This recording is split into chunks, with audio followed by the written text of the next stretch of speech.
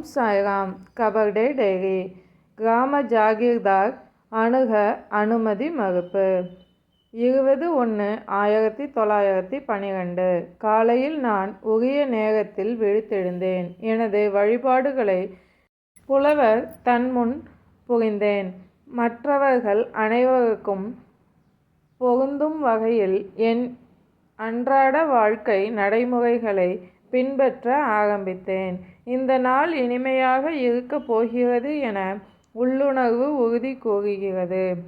அங்கனமே இருந்தது. பாபு சாஹிப் ஜோக் உபாசினி ராம மாருதியுடன் நான் பரமாமிர்தத்தை படித்தேன்.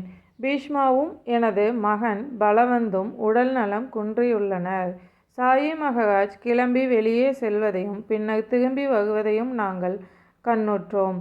இனிமையாக பாபா அரட்டை அடிக்கத் தொடங்கினார். சமீபத்தில் எங்கோ ஒரு இடத்தில் உள்ள கிராமத்தின் ஜாகீர்தார் வந்தார். சாயிபாபா அவரை அணுகவிடவில்லை. வழிபடவும் அனுமதிக்கவில்லை. அவருக்காக பல மக்கள் குறுக்கிட்டார்கள். ஆனால் பலன் இல்லை. அப்பா கோத்தே வந்தார். ஜாகீர்தார் குறைந்தபட்சம் வழக்கமான பூஜை செய்வதற்கான அனுமதியை பெறுவதற்காக தம்மாலான முழு முயற்சியையும் செய்தார். இதனால் சாயிபாபா அவரை மசூதிக்குள் நுழைய அனுமதித்தார். துணிக்கு அருகில் உள்ள தூணை வழிபட அனுமதித்தார். ஆனால் உதி தருவதற்கு மறுத்துவிட்டார். சாயிபாபா கோபப்படுவார் என்று நினைத்தேன். ஆனால் அவர் கோபமடையவில்லை. அன்றைய மதிய ஆரத்தி வழக்கம் போல் அமைதியாக கழிந்தது. எல்லா நேரங்களிலுமுள்ள எல்லா ஆரத்திகளையும் பாபு சாஹிப் ஜோக் புரிவதற்கு சாயிபாபா ஆணையிட்டுள்ளார். மேகா காலமானதற்கு 2 நாட்களுக்கு முன்னரே இங்கனம் நடைபெறும் என கூறியிருந்தேன். மதிய உணவுக்கு பின் நான் செய்தித்தாள்களை படித்து கொண்டிருந்தேன். தீட்சிதரின் தம்பி காண்ட்வாவில் வக்கீல் தொழில் புரிபவர் இன்று காலை வந்து சேர்ந்தார். அவரின் பம்பாய் ஏஜெண்ட் மாலை நேரம் வந்து சேர்ந்தார்.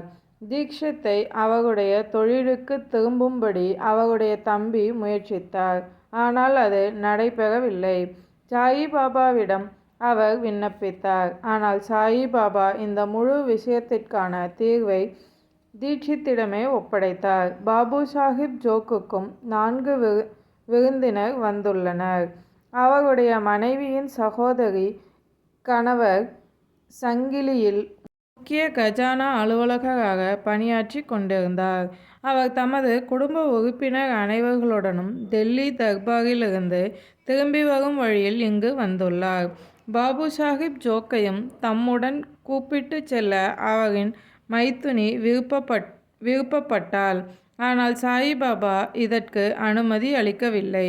சாயிபாபா தமது மாலை உலாவுக்காக வெளியே வந்தபோது அவரை தரிசித்தோம். இதன் பின்னர் வாதாவில் ஆரத்தியும் அதற்கு பிறகு சேஜ ஆரத்தியும் நிறைவேறியது. தீக்ஷித் வழக்கம் போல் ராமாயணம் படித்தார். பீஷ்மா உடல் நலுவுற்றிருந்ததால் பஜனை நடைபெறவில்லை. எனது மகன் பலவந்தின் உடல்நிலை இன்னும் சற்று மோசமடைந்தது. இங்கு தற்சமயம் திரு மோகேஷ்வர் ஜனார்த்தன் பதாரே தமது மனைவியுடன் வந்துள்ளார். அவர் பரிச வாயுவால் மிகவும் அவதியுற்றார்.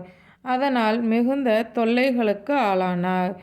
வாசேயை சேர்ந்த ஜோஷி என்பவர் இங்கு வந்துள்ளார். இங்கு வழிபாட்டின் போது பாடப்படும் பாடல்களின் அச்சுப் பிரதிகளை அவர் கொண்டு வந்துள்ளார். ஓம் சாய்ராம். சாயின் வார்த்தைகள் மீது நம்பிக்கை வைப்போம்.